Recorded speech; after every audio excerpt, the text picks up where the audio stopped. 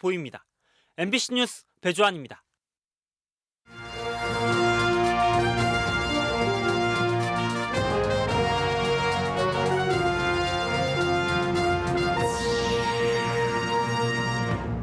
(2027) 세계 대학 경기대회 유치에 성공한 충청권 대표단이 귀국했습니다. 곧바로 대회 조직위원회를 구성해 개최 준비에 들어갑니다. 김영환 지사의 복지 공약이 도의회 행정사무감사에서 또 도마에 올랐습니다. 순탄치 않을 내년 예산 심사를 예고했습니다. 청소년 성매매 등 잇따른 성비위로 체면을 구긴 충북 교육계가 고강도 카드를 꺼냈습니다. 성비위는 최저 중징계하고 승진 기회도 박탈하도록 했습니다. 음성지역 민간위탁 환경미화원들이 음성군 소속 공무직 전환에 반대하고 나섰습니다.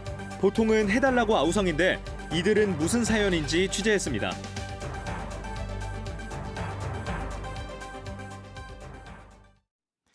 네, 시청자 여러분 안녕하십니까? 계속해서 MBC 뉴스데스크 충북입니다. 지난 주말 지역에 모처럼 쾌거가 들려왔습니다. 바로 2027년 하계 세계 대학 경기대회 개최지로 충청권 4개 시도가 선정된 것인데요. 김영환 지사를 비롯한 충청권 대표단은 오늘 인천공항으로 귀국하며 환영 행사를 가졌습니다.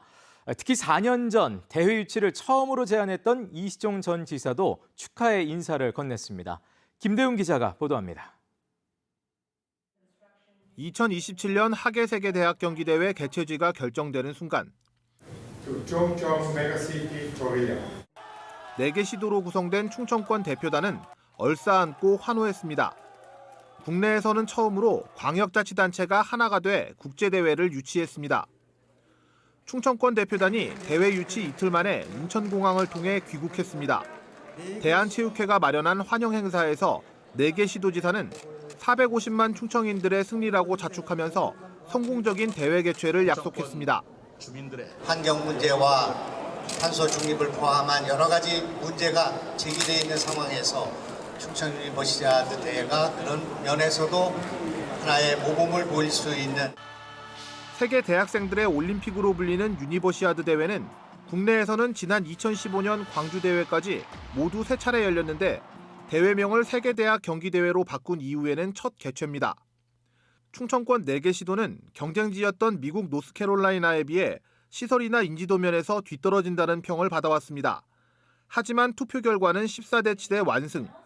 대표단은 100만인 서명부를 비롯한 적극적인 유치 열망이 집행위원들의 마음을 움직였다고 분석했습니다. 김영환 충북지사는 자신의 SNS를 통해 4년 전 처음으로 이 대회 공동 개최를 제안하고 유치전에 나섰던 이시종 전 지사에게 감사의 뜻을 표했습니다. 이시종 전 지사도 MBC와 전화 인터뷰를 통해 충북의 체육 인프라를 갖추기 위해 시작한 일이었다면서 김영환 지사와 도민들에게 축하 인사를 전했습니다. 감회가 새롭고 진짜 아주 끝까지 마무리를 잘해주신 우리 김영환 지사님, 황영 의장님께 제가 고맙다는 말씀 제가 드리고요. 이것을 계기로 해서 충청권이 국제적 수준으로 한다는 게 좀 충청권 4개 시도는 대회 조직위원회를 구성해 본격적인 준비에 들어갈 예정입니다. MBC 뉴스 김대웅입니다. 네, 이처럼 충청권 4개 시도가 공동 유치한 하계 세계 대학 경기 대회는 오는 2027년 여름에 열리게 됩니다. 모두 18개 종목이 30개 경기장에서 펼쳐지게 되는데 충북에서는 11개 경기장에서 9개 종목이 열릴 예정입니다. 계속해서 이승준 기자입니다. 세계대학 경기대회는 2년마다 홀수해에 개최됩니다. 여름에는 하계대회가, 겨울에는 동계대회가 각각 열립니다. 내년은 중국 청도와 미국 레이크 플래시드에서, 2025년에는 독일 라인루어와 이탈리아 튜린에서, 그리고 2027년에는 충청권 4개 시도입니다.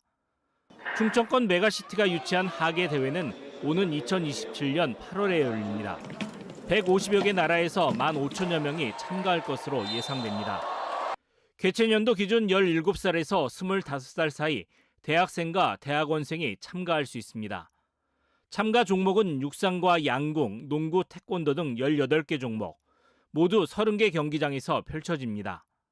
이 가운데 충북에선 11개 경기장에서 9개 종목이 진행됩니다. 김순영 양궁장과 탄금호 조정 경기장 등 7곳은 기존에 있던 시설을 개보수하고 축구가 열릴 증평 종합운동장과 태권도 유도의 충주 전통 무예지능시설, 농구 경기장인 오창 산업단지 체육관은 애초 짓기로 했던 경기장을 서둘러 건설합니다. 기계체조와 리듬체조가 열릴 체육관 한 곳만 세계대학 경기대회를 위해 청주에 들어서게 됩니다. 대회 유치로 저희가 직접적으로 신설되는 경기장은 한 개이고요. 기존에 있는 경기장들을 최대한 활용할 예정이고, 어떻게 보면 대회 유치가 지역 주민들에게는 그런 체육 기회를 확대할 수 있는 또 좋은 기회가 되지 않을까 생각됩니다. 국제대학 스포츠연맹 역시 지속 가능한 경기장 활용과 지역 사회의 체육 활동을 강조했다며 충청권 개최지 선정 이유를 밝혔습니다. 또 하나의 특징은 4개 시군의 공동 개최로 비용 부담을 줄이고 경제 효과는 늘리는 고효율 저비용 국제대회를 꾀하게 됩니다. 5천억 원을 들여 2조 원 넘는 경제 효과까지 기대하고 있습니다. 공동 개최를 통해 충청권 광역 경제권이라는 메가시티도 탄력을 받을 전망입니다. 우리나라에서 처음으로 충청권이 유니버시아드 유치를 계기로 메가시티로서 큰 블록화가 돼서 국가 경제와 국가 발전을 이끄는 데 큰 역할을 할 거라고 생각합니다. 전 세계 젊은이들의 잔치인 세계대학 경기대회. 이제 5년 뒤 충청에서 펼쳐집니다. MBC 뉴스 이승준입니다. 한편 충주에서도 고병원성 조류인플루엔자 발생 농장이 나왔습니다. 충청북도는 지난 12일 오리 700여 마리가 집단 폐사한 충주시 대서면의 한 농장이 H5N1형 AI 판정을 받았다고 밝혔습니다. 해당 농가 오리 7,300마리는 모두 열처리 됐으며 반경 1km 이내에는 가금 농가가 없어 예방적 처분은 이뤄지지 않았습니다. 한편 지금까지 충북에서는 진천과 청주, 충주의 농가 8곳이 고병원성 AI 확진 판정을 받았습니다. 네, 앞서 보신 대로 밖에서는 세계대회 유치라는 큰 성과가 전해진 날, 안에서는 김영한 지사의 복지 공약을 두고 도의회 질타가 이어졌습니다. 도의회 행정사무감사에서 시범 사업을 앞둔 의료비 후불제와 또 대폭 축소된 감사 효도비에 대해 비판이 쏟아졌습니다. 정재영 기자의 보도입니다. 의료비 후불제는 당장 치료가 시급한 취약계층이 은행에서 의료비를 빌린 뒤 3년 동안 나눠 갚도록 하는 복지제도입니다. 다 갚을 때까지의 이자와 끝내 갚지 못한 돈은 충청북도가 대신 냅니다. 지원 대상은 65세 이상 차상위 계층과 장애인 등 9만 8천여 명으로 한 사람당 300만 원까지 빌릴 수 있습니다. 임플란트와 인공관절, 심뇌혈관 등 6가지 질병 치료가 가능하며 청주와 충주, 제천 등 5개 시군 12개 종합병원이 참여합니다. 충청북도가 보증을 서는 조건으로 농협은행이 25억 원 한도로 대출을 담당합니다. 내년 1월 시범 도입을 앞두고 충북도의회가 여러 문제를 제기했습니다. 안지윤 의원은 대출 가부 통제 기한을 충청북도가 30일 이내로 너무 길게 잡아 빠른 대응이 어렵고 의료 취약계층이라도 기존 다른 대출에 원리금을 연체한 경우는 대상에서 제외된다는 점도 꼬집었습니다. 연체하고 있는 채무가 있는 경우에 의료비 대출과 융자 지원이 이루어지지 않는다면 이 제도가 절실하게 필요한 어떤 보건의료 취약계층임에도 불구하고 이 제도를 활용하지 못하게 되는 상황도 발생할 수 있는데 농협하고 그 자금을 대는 데가 있고 그 채권을 또 보호해야 되는 데도 있고 하다 보니까 이 제도상에서는 보호가 어려울 것 같은 생각이 듭니다. 이상정 의원은 지원 대상과 금액 확대를 요구하면서 충청북도가 대출기관인 농협에 과도한 이자를 지급하기로 했다고 비판했습니다. 충북도가 약정한 이자는 기본 6%에 원금 지연, 연체 이자 9%입니다. 도에서 이자를 6.5% 받는 거로 돼 있어요. 실제로 이게 도 금고를 농협에다 예탁할 때 지금 현재 평균 한 2% 정도 그 정도로 이렇게 돼 있는 걸 알고 있는데 너무나 이게 금리가 높은 것 같습니다. 65세 이상 연 30만 원에서 80세 이상 연 10만 원으로 쪼그라든 감사 효도비도 도마에 올랐습니다. 도민과의 신뢰를 저버린 데다 보건복지부와의 제도 신설 협의도 지지부진하다는 여당 의원의 질타가 나왔고, 도민과의 신뢰, 도민과의 약속으로 볼 수 있는데 어떻게 보면 대상자들의 이 느끼는 체감 온도가, 체감 정도가 너무나 미비할 것으로 판단됩니다. 야당 의원도 예산의 70%를 시군에 전가해 분담률 협의가 난항을 겪고 있다고 날을 세웠습니다. 지사님 공약이었지 시장 군수님들의 공약은 아니지 않습니까? 근데 이제 실제로 이 재원 비율을 분담 비율을 보면은 시군이 훨씬 더 부담하는 것으로 돼 있잖아요.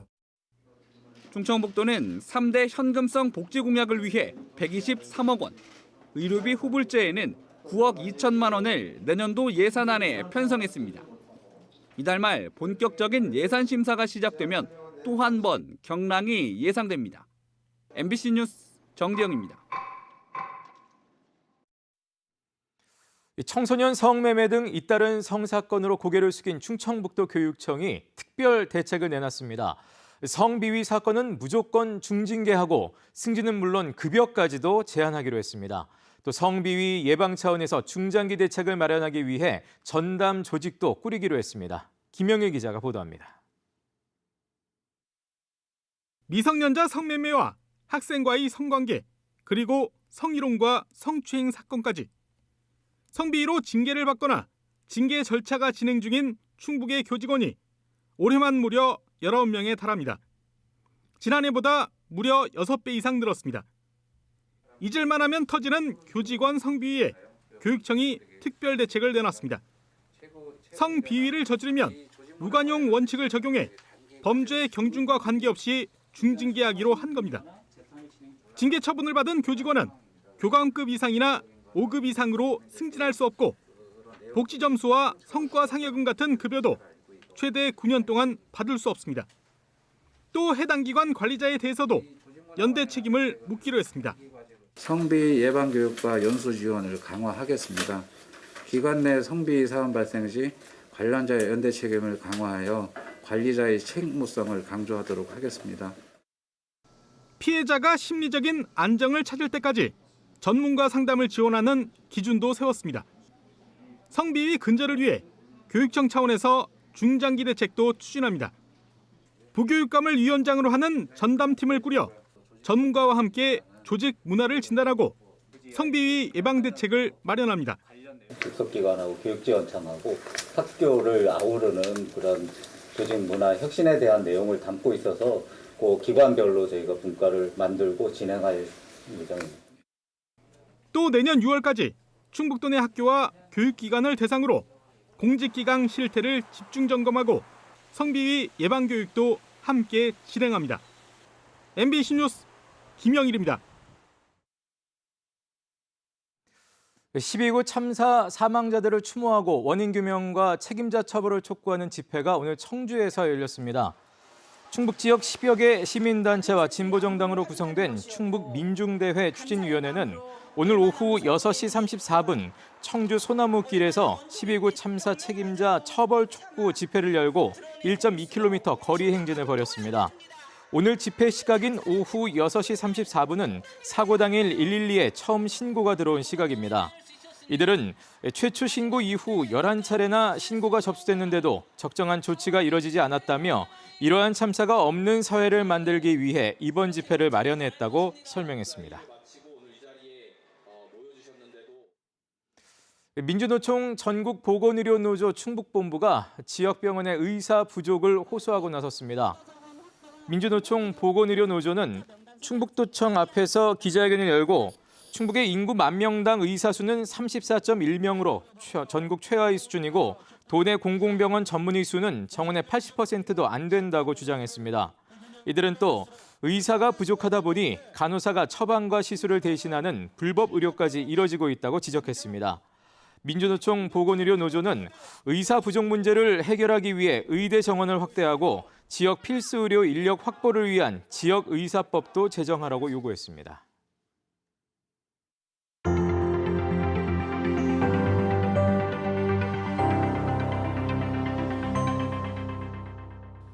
음성군의 쓰레기를 수집 운반하는 민간위탁 소속 미화원들이 음성군에 소속되는 공무직 전환을 반대하고 있습니다.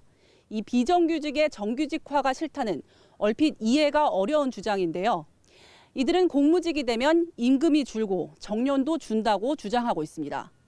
하지만 공무직 전환을 촉구하는 측에선 전혀 다른 얘기를 하고 있습니다. 자세한 속사정을 취재했습니다. 임금 삭감된 직영화는 결사 반대한다! 반대한다! 반대한다! 반대한다!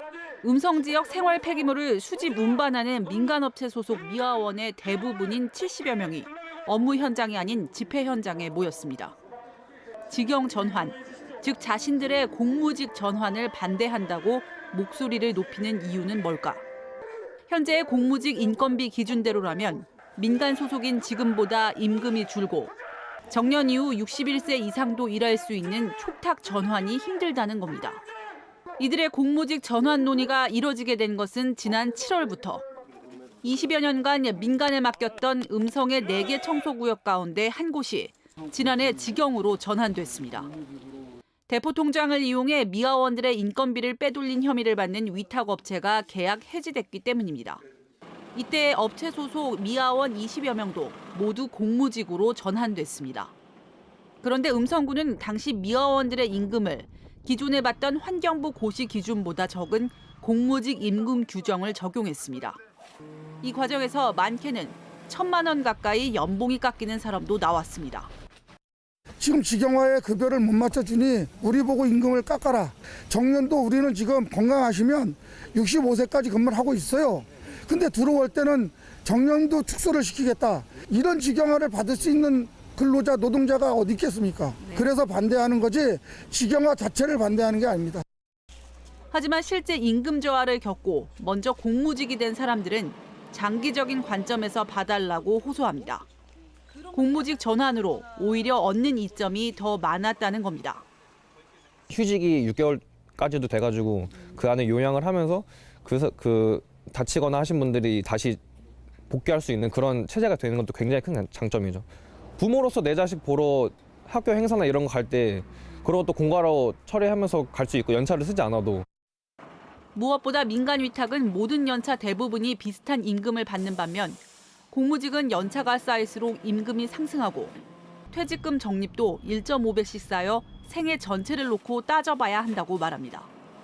공무직은 본인이 받는 임금에다가 거기다가 플러스 50%가 더 들어가요. 그러니까 누진제라고 해갖고 퇴직금 누진제라고 해서 들어가기 때문에 그게 뭐 1, 2년 하신 분들은 얼마 차이가 안 나지만 10년 이상 되면 어마어마한 차이가 많이 난다고 보시면 되는 거죠. 65세였던 게 60세로 깎였어요. 그런데 지금 와갖고 정년을 주장을 하는 것 자체가 모순인 거죠. 임금도 현재 다시 협상하고 있는 만큼 개선의 여지가 있다고 보고 있습니다. 그러면서 직영 반대 집회가 위탁체제 유지와 경쟁업체 견제를 위한 목적도 있다고 보고 있습니다.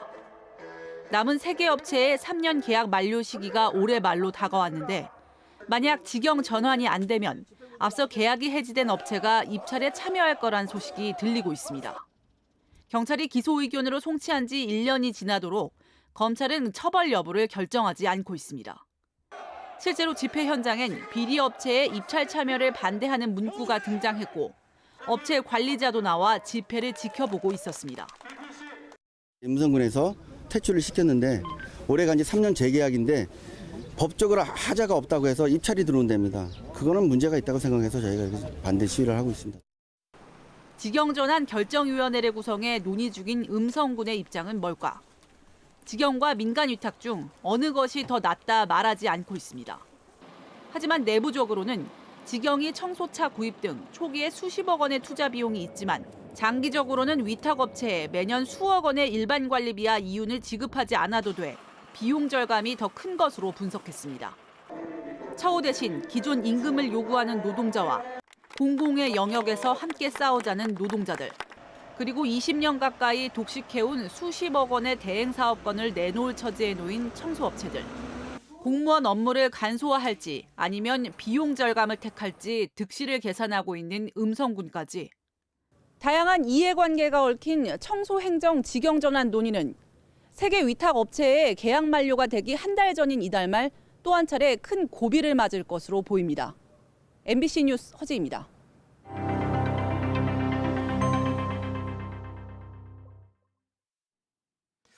충북학시군이 충청북도와 시군 간 무상급식 예산 분담률을 재조정하자고 주장했습니다. 이범석 청주시장은 오늘 음성 반기문 평화기념관에서 열린 충북시장군수협의회에서 충청북도와 도교육청, 도의회가 무상급식 분담 비율을 조정하면서 시군과는 사전 협의가 없었다며 재조정을 주장했습니다. 이 시장은 협의회 차원에서 현재 40대 60인 도와 시군의 무상급식 분담 비율을 재조정하자고 촉구했습니다. 충청북도를 상대로 손해배상 소송을 진행 중인 제천 스포츠센터 화재 참사 유가족들이 상고했습니다. 유가족 측은 항소심 재판부가 충청북도의 과실을 입증할 추가 증거를 채택하지 않고 1심 논리를 받아들인 것에 유감을 표하며 대법원에 상고했다고 밝혔습니다. 화재 당일 소방당국의 안이한 대응이 인명피해를 키웠다고 주장하는 유족 측은 지난 2020년 충청북도를 상대로 158억 원의 손해배상을 요구하는 민사소송을 제기했지만 인과관계가 부족하다는 이유로 1심과 2심 모두 패소했습니다. 제천시와 단양군이 폐기물 반입세 도입을 위한 연대 기구에 참여합니다. 시멘트 사업장이 밀집한 제천시와 단양군은 강원도 강릉시와 동해시, 삼척시 그리고 영월군 등과 함께 폐기물 반입세 도입을 위한 행정협의회를 구성하고 공동 대응에 나서기로 했습니다. 모든 자치단체가 참여할 의사를 밝히면서 협의회는 고시 등의 절차를 거친 뒤 내년 1월에 출범할 예정입니다. 폐기물 반입세는 시멘트 공장이 연료용으로 들여오는 폐기물에 세금을 매기는 것으로 주민 환경 피해를 상쇄하기 위한 방안으로 추진되고 있습니다. 집에서 말다툼 도중 흉기를 든 40대 남성이 상대 여성의 신고로 현행범으로 체포됐습니다. 청주 청원경찰서는 오늘 낮 2시 50분쯤 청주시 내덕동의 한 빌라에서 자신의 연인을 흉기로 위협한 혐의로 45살 남성을 현행범으로 체포했습니다. 경찰은 말다툼을 하다 흉기로 위협을 받았다는 피해자의 진술을 바탕으로 이 남성을 특수협박 등의 혐의로 입건해 사건 경위를 조사하고 있습니다. 충북도 내 야생 멧돼지 폐사체에서 아프리카 돼지열병 확진이 잇따르고 있습니다. 충청북도는 지난 11일 단양군 단양읍 노동리 광역 울타리 안에서 주민 신고로 발견된 야생 멧돼지 사체를 검사한 결과 아프리카 돼지열병 감염이 확인됐다고 밝혔습니다. 단양에서는 지난 4일과 5일 대강면과 단양읍에서도 아프리카 돼지열병 감염 사체가 잇따라 수거되기도 했습니다.